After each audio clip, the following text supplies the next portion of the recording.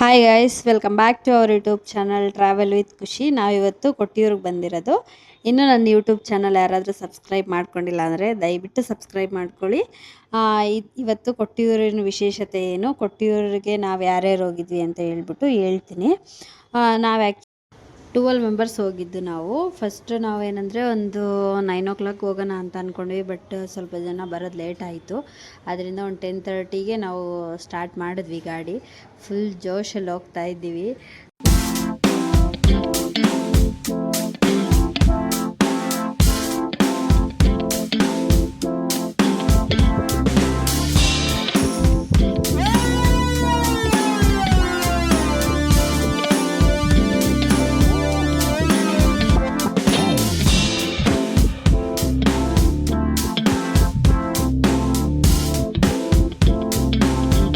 ನಾವು ಮಾರ್ನಿಂಗ್ ಅಲ್ಲಿಗೆ ರೀಚ್ ಆಗೋ ಅಷ್ಟೊತ್ತಿಗೆ ಒಂದು 5:36 ಆಗಿತ್ತು.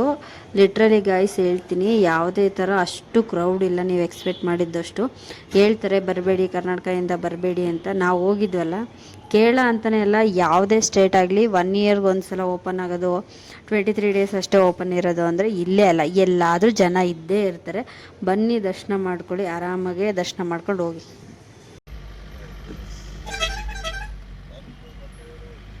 ಎಲ್ಲಾರು ಹೇಳ್ತಾರೆ ಜಾಮು ಇಲ್ಲ, ಏನೂ ಇಲ್ಲ, ಆರಾಮಾಗಿ ಬನ್ನಿ, ಎಂಜಾಯ್ ಮಾಡಿ. ಎಂಜಾಯ್ ಮಾಡಕ್ಕಂತೂ ಬರಬೇಡಿ, ದರ್ಶನ ಮಾಡಕ್ಕೆ ಅಂತ ಬನ್ನಿ. ಎಲ್ಲಾರು ಅಲ್ಲಿ ಟೆಂಪಲ್ ಪಕ್ಕದಲ್ಲೇ ನಿಯರ್ ಬೈ ನಿಮಗೆ ರೂಮ್ ಸಿಗುತ್ತೆ. ಫ್ರೆಶ್ ಅಪ್ ಆಗೋಕ್ಕೆ 100 rupees ಪರ್ ಪರ್ಸನ್ ಸಿಗುತ್ತೆ.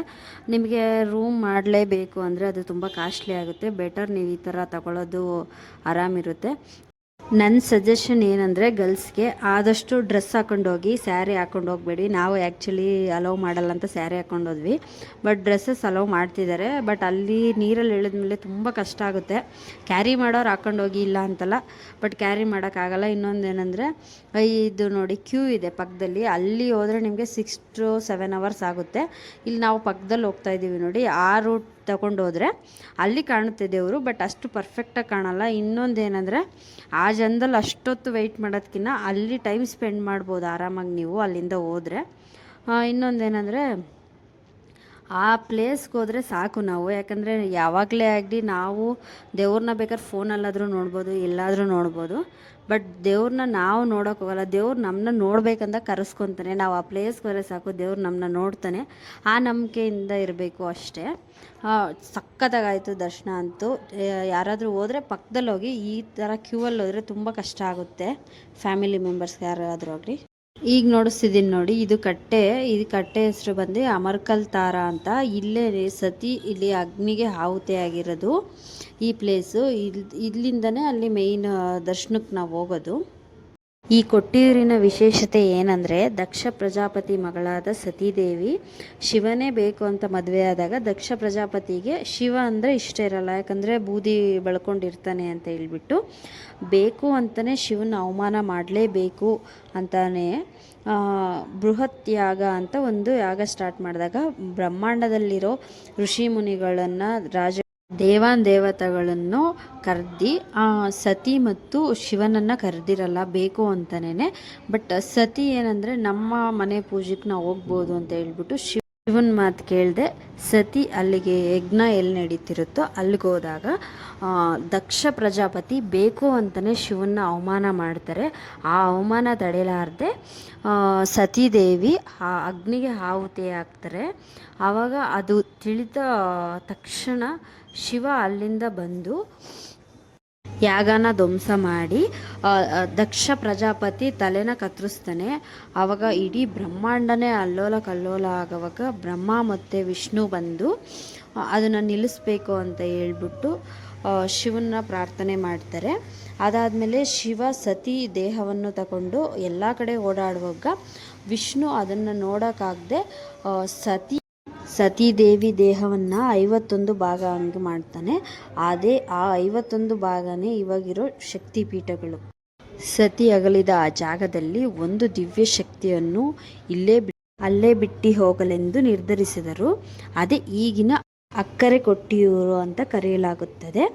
ಇದು ಈ ಕೊಟ್ಟಿಯೂರಿನ ವಿಶೇಷತೆ. ಇಲ್ಲಿ ಅಕ್ಕರೆ ಕೊಟ್ಟಿಯೂರು, ಇಕ್ಕರೆ ಕೊಟ್ಟಿಯೂರು ಅಂತ ಇರುತ್ತೆ. ಇಲ್ಲಿ ಇಕ್ಕರೆ ಕೊಟ್ಟಿಯೂರು ಅಂದರೆ ಇದು ವರ್ಷದಲ್ಲಿ 11 ತಿಂಗಳು ಓಪನ್ ಇರುತ್ತೆ. ಅದೇ ಅಕ್ಕರೆ ಕೊಟ್ಟಿಯೂರು ಅಂತ ಅಂದರೆ ವರ್ಷದಲ್ಲಿ ಬರೀ 28 ದಿನ ಮಾತ್ರ ಸಾರ್ವಜನಿಕರಿಗೆ ದರ್ಶನ ಕೊಡ್ತಾರೆ. ಅದು ಇಲ್ಲಿನ ವಿಶೇಷತೆ ಏನಂದರೆ ಇಲ್ಲಿ ಶಿವ ಬಂದು ಶಾಂತವಾಗಿರೋದ್ರಿಂದ ಏನೇ ಕಷ್ಟ ಇದ್ದರೂ ಜನಕ್ಕೆ, ಇಲ್ಲ ಏನೇ ಮದುವೆದು ಏನಾದರೂ ಇಶ್ಯೂಸ್ ಇದ್ರೂ ಇಲ್ಲಿಗೆ ಹೋಗಿ ಬಂದಾದಮೇಲೆ ನಮಗೇನು ಕಷ್ಟ ಇದ್ದರೂ ತೀರುತ್ತೆ ಅನ್ನೋದು ಇಲ್ಲಿ ಜನಗಳ ನಂಬಿಕೆ. ಇಲ್ಲಿ ಆನೆ ಬರೋ ಟೈಮಿಂಗು ಆಫ್ಟರ್ನೂನ್ ಒಂದು 12 ಹಂಗೆ ಬರುತ್ತೆ ಆನೆ.